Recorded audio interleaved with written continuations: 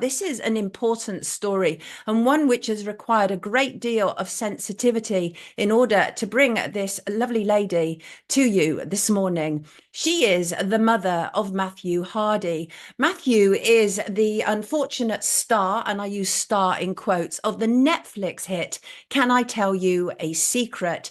Described by media as the UK's most prolific online stalker, Matthew was sentenced to 9 years imprisonment. Can I Tell You a Secret is a docu-series about a series of stalking and harassment incidents involving Matthew Hardy. Now, using a series of fake profiles to pose as different people, Matthew spread lies and stories about them, and it did cause severe anxiety for some of the people involved. But there is always two sides to every story. And Donna, Matthew's mum, contacted me a couple of weeks ago, and thankfully Donna trusted me to be able to bring this to you because mainstream media is very keen to find out more about Matthew's family and have to a degree stitch them up, but not here at TNT. Welcome, Donna. Thank you for joining us this morning. It's unfortunate to say it's good to have you with us, but it is good, and I'll tell you why, because it's always important to get another side to the story. We know what goes on in mainstream media. We talk about it often here. There is a distortion that takes place, a manipulation and a gross exaggeration. The Netflix documentary, I know you'd said to me, I haven't watched it, but from what you've heard, is it a fair portrayal? Well, I feel that the Netflix documentary was just going to come from this subject was just going to come from one narrative, and that was to demonize Matthew and portray him as some awful monster.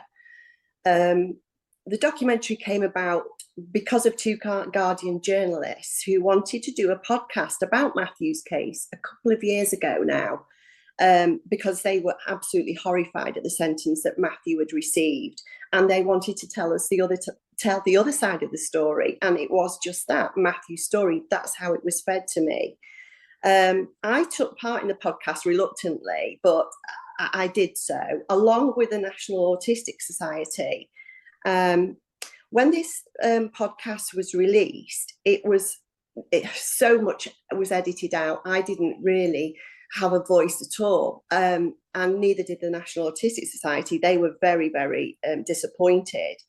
Now, one of the Guardian journalists then sold her work to a Mindhouse Media Company that then in turn sold this onto Netflix, which was huge because we're thinking, gosh, this has gone from, just this tiny podcast to now I've been being told that this is going to be a Netflix documentary. So I knew all straight away that this was going to be, sensationalistic. It pays, it has to be sensationalistic. The National Autistic Society contacted Mindhouse Media and said, please don't go ahead with this documentary because it's just going to be so detrimental for Matthew and for anybody on the autistic spectrum. And this just fell on deaf ears. And here we are, right. Yes. Here we are, a very distressed mother who I've talked to over the last couple of weeks, and distressed indeed you are. You see it as an injustice. Just to be very clear, you don't attempt to undermine or deny what these women have been through or what your son put them through, right? Absolutely not. Absolutely not. I've never been under any illusion that if you commit a crime, you must face the consequences of that crime. And that applies to my son. Matthew has never been mummy coddled, he had boundaries. But looking back,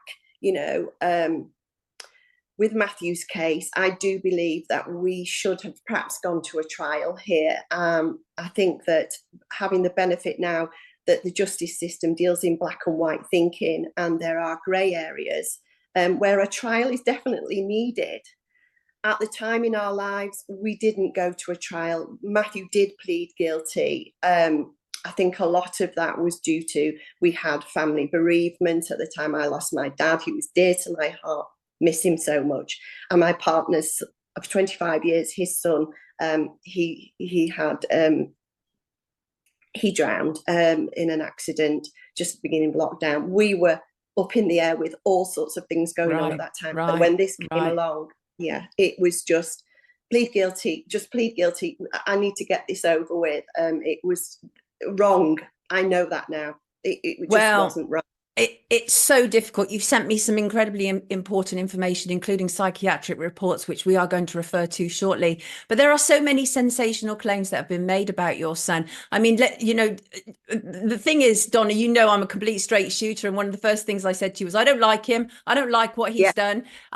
Very, very honest with you. I said, I've yeah, encountered people like that who harass me on the internet. They're horrible people. And the more I listen to you and the more that we talk, the more I realized there was an important story that needed to be told. And one of them is to do with the gross exaggerations. We saw 3 females on the Netflix documentary, but media routinely trotting out this idea that Matthew has 60 victims. yes. I really don't know. I really don't know about that. The thing is, what I do know is that issues that we'd had with Matthew when he was online, he was bullied at school, he was bullied online, and he said, if I go in on my name, I will just get harassed and bullied. And I goes, well, just don't go on there. But you can only do so much. And he said, I just want to be me, I just want to be Matthew. But if he felt that he was being bullied, so he just developed other personas, and that was completely wrong. It was wrong. But the understanding is that because of his autism, it's the action consequence. I've tried. When Matthew was diagnosed at 19, I had a lot to learn about autism, still am today. And I've read so much, I was told, oh, this is because he's autistic. And I'd say, well, hang on, his autism isn't going to keep him out of prison. He's going to get into a lot of trouble. And Right. I went from pillar to post to try and get help with social Yeah. services. Yeah. All these people, I just kept on hitting brick walls. I haven't been a parent that sat back and let this happen. I haven't. I have tried so hard, but I don't know whether it's a postcode lottery, resources, social services are on their knees. I wanted to speak to the police on several occasions to sit down. Let's talk about this. Let there be some kind of intervention. Can we steer this away? Can we get the help that we need? And I just met one brick wall after another. It's terrible. It really is. I want to go briefly to, I believe, some news headlines. I will be right back. Just stay with us. Okay. Today's News Talk Radio. I like hearing the news. A lot of news. TNT Radio News. Top of the hour, every hour. TNT. Matt Boyland here with a quick look at your TNT headlines. US Senator Bernie Sanders is demanding the White House stop funding Israel's war machine, calling the war in Gaza an unprecedented crisis. The split between the US president and the Israeli leader appears to be growing, with Biden telling Netanyahu he's hurting Israel more than helping it. And international news agencies are pulling a photo of Britain's Princess of Wales and her children after it was revealed the image had been photoshopped. Why not give TNT Radio a follow? We're on all major social platforms, including Facebook, Twitter, Instagram, Gab, and Getter. Help us get the word out as we cover the biggest topics of our time right here on today's News Talk. TNT Radio. TNT Radio. So I am here talking to Donna, mother of Matthew Hardy. And the reason that we don't have Donna's image on the screen is a very simple one. And that is her son has been all over mainstream media. And we don't need this woman to be attacked. And there is a real fear and worry about that. And so that is exactly why we are not revealing her identity. But I am really grateful that she's here today, because I think it's really important to get another side of the story, especially a story that has become so big through, an avenue such as Netflix. So Donna, you had spent many years attempting to get help because you knew there was a problem. You knew there was something wrong with your son. And you, as you say, you were pushed from pillar to post. And one of the things that I found absolutely astonishing that you told me was when Matthew was sentenced, he was first of all sentenced to 7 years. And then you left him and you went home. And obviously you were absolutely devastated at this because 7 years on its own was a long time. I mean, I personally am was infuriated with the fact that people who download millions of child abuse images almost never get a custodial sentence. And when you told me that your son was first of all given 7 years, I thought that was a hefty one. But then you told me even more, and that was you got home, he rang you and said, Mum, after you went away, they called me back up to the court and gave me an additional 2 years, making up to 9 years. How can that be, Donna? I absolutely do. We do not know. Like you said, we left the courtroom in complete shock that he'd got those 7 years. Our counsel was absolutely dumbstruck because we were told the most were probably 2 years. And obviously we left the court thinking that Matthew had got 7 years. Later that evening, he rang me back. And he said, I got 9 years, Mum. I said, no, Matthew, it was 7 years. And he said, no, Mum, the judge called me back up to the dock when you'd left the court and added on another 2 years to that sentence. That's insane. And that feels super, super punishing. The thing is, everybody be absolutely clear, and that is Matthew's mother is not here saying my son is an angel. She absolutely acknowledges what her son has done, but we have to look at the bigger picture. There's something really odd has taken place here. And Donna, you sent me a psychiatric report which had been prepared by a consultant forensic psychiatrist, I beg your pardon, at South Cumbria NHS Foundation Trust, and this was not presented in court, which is appalling because some of it says very clearly Mr. Hardy's autism and learning disability are highly relevant to his offending. This has been recognized by specialist practitioners. Why was his autism not taken into account in the way it should have been at trial, Donna? Well, it wasn't a trial. That is the thing. It wasn't a trial. We were brought to court for sentencing in October. Matthew stood in the dock for 3 hours, listening to victim impact statements, and then the judge said, "I need more evidence of his mental state. There's already 2 reports gone in. There was an additional one." But the judge did say to our barrister, "You're going to be in for a shock." And that was even before he'd listened to the next document that he wanted to see.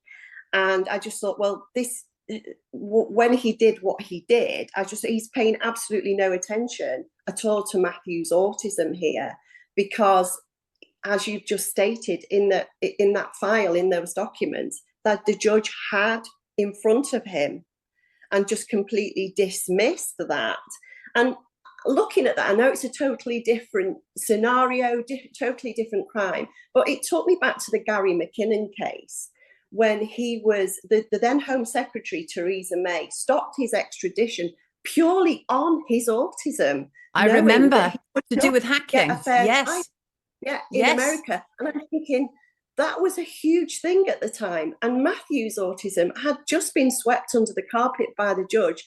He did not want to know anything about this. He just, at the time, I was thinking, it just feels quite discriminatory that somebody with neurodiverse issues and a learning disability, he's just swept away, just like it's nothing.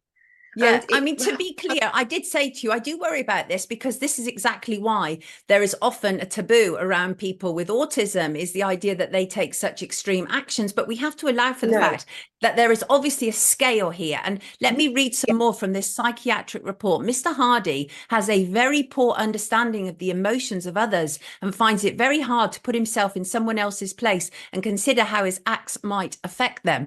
And I think one of the things that you said to me was that he was actually attempting to make friends when he was doing this stuff. And the other thing that the Netflix documentary, if you watch the Netflix documentary, you will be driven by the emotion of it because they use so many dramatic effects, including voices that want you to believe that it's him, but it's not, because he was texting, right? Yes. I mean, Matthew didn't have any expensive technical equipment. All he had was a phone. He didn't even have a computer. So there's supposed to be this level of sophistication. I'm not quite sure about that because, I mean, I don't have social media at all for 12 years or more. But people that I talk to generally and hear what I hear in the news is these things happen every single day on Facebook, the toxicity, the hacking of people's accounts, people making fake profiles. It's not new. it's not new. No, it's not new. We definitely do have to deal with it, no doubt, because these people create absolute misery for people. But my worry is that they are using Matthew's case in order to be able to force through other agendas about closing down on our freedom of speech on the internet, which is what they've obviously been trying for a long time. I truly believe that Matthew has been made an example of to send a warning to the rest of us to be careful what we say online. What do you think? I most definitely think that. I know he's been put up as a poster boy and, you know, made a real extreme example of. I think people thought that they'd made an example. Forgive me, I don't want to, you know, say anything that I shouldn't, but with the Alex Belfield case, his was quite, you know, oh my goodness, you know, that was extreme. That was an extreme sentence for him. But for Matthew, it's shocking, really. But I have never, ever wanted to undermine in any way what the victims went through here. And, you know, that's not what I'm about at all. But, you know, one of the prison officers actually said to me, you know, if it's such a shame that these girls saw Matthew, they'd know that he's not like that at all. And I had these conversations with Matthew about, you know, if you're talking to somebody face to face, somebody's upset, you will see that they're upset, and then you'll have that understanding to a point. But when you're, you know, tapping away on your computer, you don't see that the psychological harm that those people may think, oh, you're going to come for them, that you're That's going to right. you know. And he said, I just didn't realize. I get it, you know, I get it now. But these were the things that should have been put into place for him to have the help to be able to navigate these things. It's called mind blindness, where you don't actually realize that there are consequences to your actions, and not understanding, you know, whilst you're on the other, you know, behind a keyboard, that people are, that you cannot see how upsetting this can be. And absolutely, for Matthew, he just didn't. He just thought, I'm just messing about. I'm just causing a few problems, because, hey ho, we can deep into that psychiatric part of Matthew's brain to think, I'm so isolated, I'm alone, I want that kind of life, I just want to be normal, I want to be included. And it is painful. It is painful all around, you know, like you say, and you've never said any different to me. You totally get it. You know what he did was wrong. You know that he caused distress and all of those things. But what you want is you want help for your son. Tell me, Donna, why did you choose to come and speak with us today? I have followed you for quite some years, and I've always been really interested in everything that you've got to say. And I just thought, with being stitched up by The Guardian, I just thought, I feel I can trust Sonia to be able to come on and just tell my side. You know, I'm just basing this on facts and what I know. And, you know, I just want this demonization of Matthew to stop, because at some point, you know, we've got to try and get on with our lives. As the victims have got to try and get on with their lives. And, you know, I can assure them that as a family, we are so sorry. And I know Matthew is too, because he said that somebody had said that he's never said he's sorry. Well, he's not had the chance to do that. So I just wanted to say that. And it's a start. I don't want it to... it may fall on deaf ears. I don't know, but let the healing begin. Absolutely, Donna. Listen, I hope this hasn't been too awful for you. I think you've been very brave, incredibly brave. Everybody, this is Donna. This is the mother of Matthew Hardy, who of course is from that Netflix docuseries. Can I tell you a secret? Donna, take excellent care of yourself. Speak to you soon. I will be right back. Right now, the forgotten poor are waiting for healing and care, for life-saving medical care, for a chance to live with dignity and hope. They are waiting for Mercy Ships and you. Mercy Ships is the largest floating civilian hospital in the world, with volunteer medical staff and crew who donate their time to save lives. And now, as our newest state-of-the-art hospital ship sets sail, Mercy Ships will double our ability to reach children and adults who need us now. Without the work of Mercy Ships, these patients don't have another option. Mercy Ships is answering the call to serve suffering people who have nowhere else to turn. Together, we are going to some of the world's most desperate places and bringing a wave of hope and healing to those who need it most. Thank you! Thank you! To learn more about this wave of hope, go to mercyships.org today. Eggs. You can fry them, scramble them, poach them, boil them, or race them on a spoon. But uncooked eggs can be a risk for food poisoning. To be safe, avoid buying dirty or cracked eggs. Always wash your hands after handling eggs. And if you're concerned, pregnant, elderly, or have a poor immune system, make sure you cook eggs until the yolk starts to firm. Or look for new pasteurized eggs. For excellent eggs, handle them safely. The conversation continues with Sonia Poulton on today's News Talk, TNT. I think that's incredibly brave of Donna, Matthew Hardy's mum, to come and talk with us today. She really needed to. She needed to get a lot off of her chest. You know, the thing is that the women who were the target of Matthew are not the only victims. His parents are as well. Very, very painful all round. As she said, she was asking for help for a very, very long time. And as many people have commented from some of the messages coming in, Matthew is probably a problem reaction solution to them continuing to clamp down on our freedom of speech on the internet. Holly says social media really can be a terrible thing, a toxic playground and reality replacement. Indeed, absolutely indeed. And as I say, we're not apologists for what Matthew Hardy has done, not at all, but there is always at least two sides to every story. And sometimes there are many more besides.